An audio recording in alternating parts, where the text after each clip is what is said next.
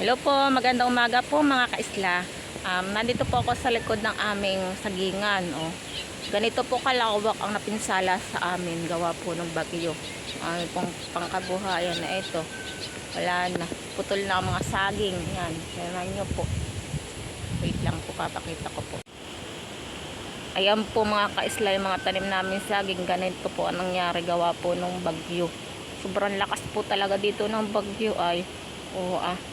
Bago pa lang po naganda ang saging gawa din po nung nakaraang bagyo. Tapos ayan na naman. Naputol na naman po. Ay, grabe po lakas. Meron din po mga meron din po mga niyog pong nangaputol.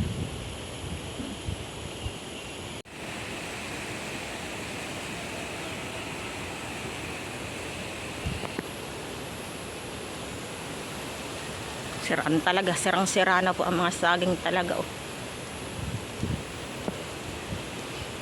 Panibagong simula na naman po ito mga kaisla.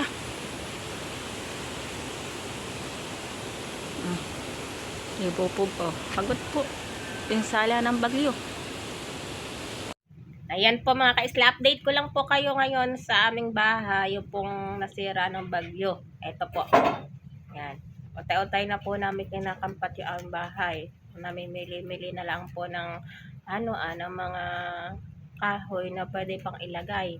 Tapos si Auntie Idol po ay nanguha ng kawayan at ilalagay po na sa aming bangyerahan. Doon na po ilalagay. Yan. Utay-utay na po natatabingan. Pero nyo po mga kaisla, hanggang dito po ang tubig. Yan po. Yan po yung bakat ng tubig.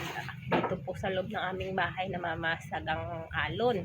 Tapos ay konti na lang po hani at yung alon ay maabot na po sa sa kalye. Konting-konti na lang po tapos na sa kalye ang tubig.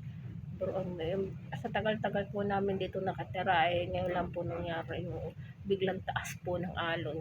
Tapos ito nga po aming likodan ay naging white sand na. Ayan. Naging puting buhangin na po. Konting test lang at matataot-taotay lang po at makakamubon din baga tayo na yun. Nitong isang araw po ay kami nakatanggap ng relief. Yan. Inabisahan po kami na kami bumaba at mayroon daw pong relief ay kami po ay nakatanggap na isang kahon. Yan.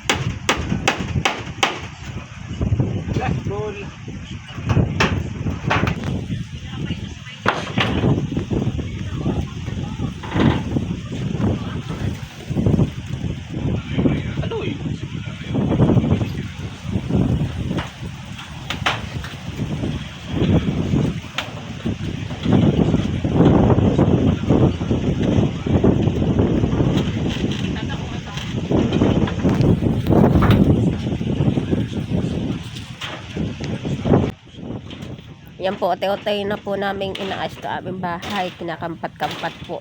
Yan. Si tatay po, tsaka ang kuya po ang nagkakampintero. Kapatid ko po. Sila lang po dalawa ang nayari uli nitong bahay. Yan, si nanay po may dalang kahoy.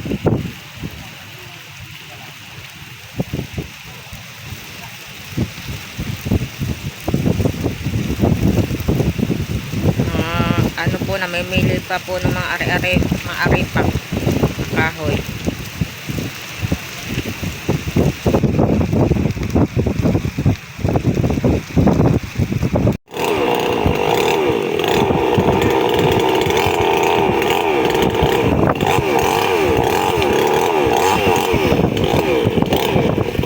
Yan na po si Bebe. Si Los. Ano po ito po hila-hila ko para makalayo do sa sa bahay. Ito po hila-hila ko. Amin po ang dinala do sa kabilang bahay. Sa amin tinapukan, amin pinakilagay do sa banlat. Ay ayaw po lahat. Ayan, yung amin po inahinay na doon, nakatali.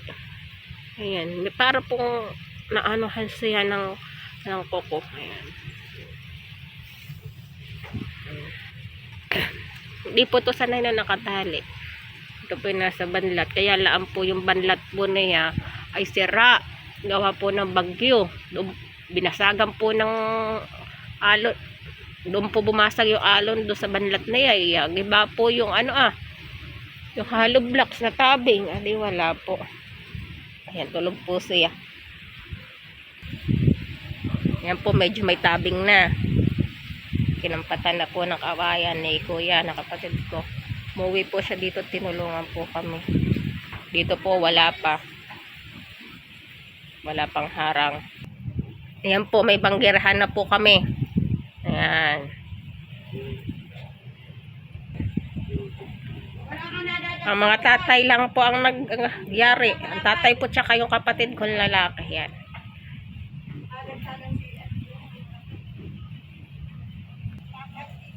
Ayan, pintuan namin. Hindi pa po naikabit. Yan, dingding po ay kawayan. Mga kaisla.